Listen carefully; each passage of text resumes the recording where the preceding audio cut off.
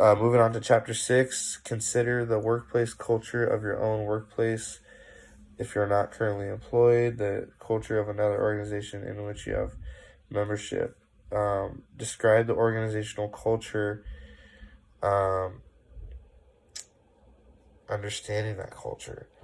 So, the cultures I were in, I worked for my dad, who was in construction. I mean, he owns his own concrete construction business, and the organizational culture there is different to when I worked for the baseball team in Tri Cities. It's more organized in terms of how it's functioned. For example, like my dad's the owner, so my dad would they would function off of obviously people paying them, and then customer satisfaction is a huge thing, because if the customer isn't satisfied, then therefore we we get a bad review, and therefore um, we don't get customers. So I fit in comparison to the place when I worked at the baseball stadium in Tri Cities. They are huge on customer satisfaction, and they want people to come back for more, right? Because they want it to be an environment that they can come to, and whatnot. And so I think that seeing it in these point of views helped me understand um, about organization in a workplace, and just stuff like that. So number 2, go back to the organization you consider for your question above. How can organizational climate be conceived of a structural process using Poole and McPhee's perspective? In the organization you discussed in previous question, construct a clear, full, and vivid explanation of how this might work. So, going back to the organization thing, how can your organizational climate be conceived as a structural process?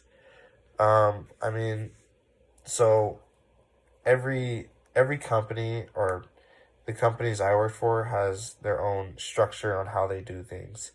And so, like the way my dad, comparing the two places I've worked at, the way I worked for my dad was totally different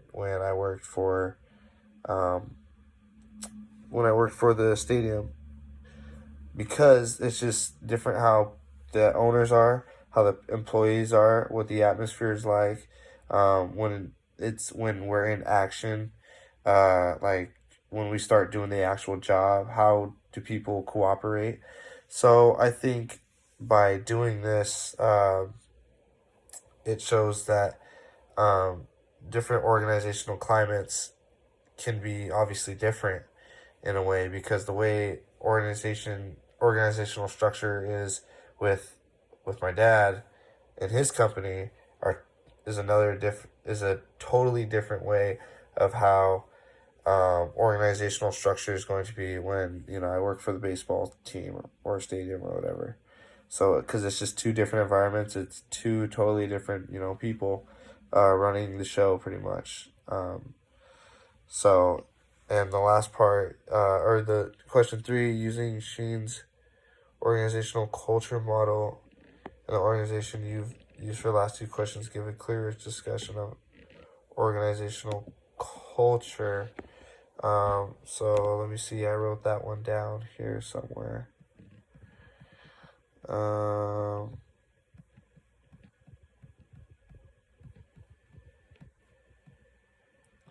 so here we go. So for organizational culture, uh, Shane's model,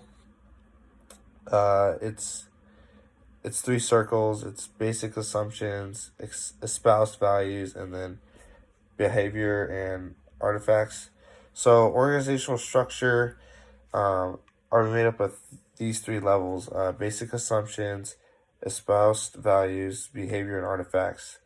A manager who can analyze an organization's culture um, could look at whether or not the behaviors match the values, or match the artifacts or the basic assumptions of what is actually in the company.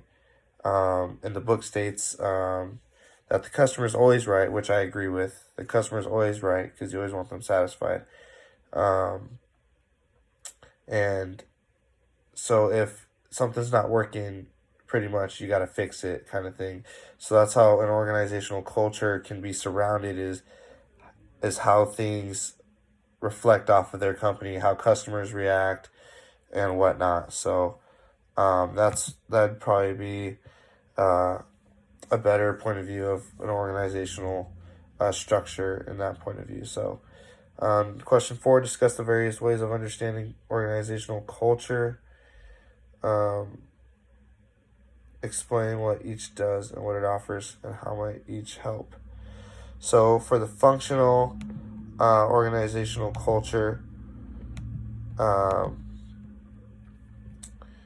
hey, let me just find it again. I wrote it down here somewhere.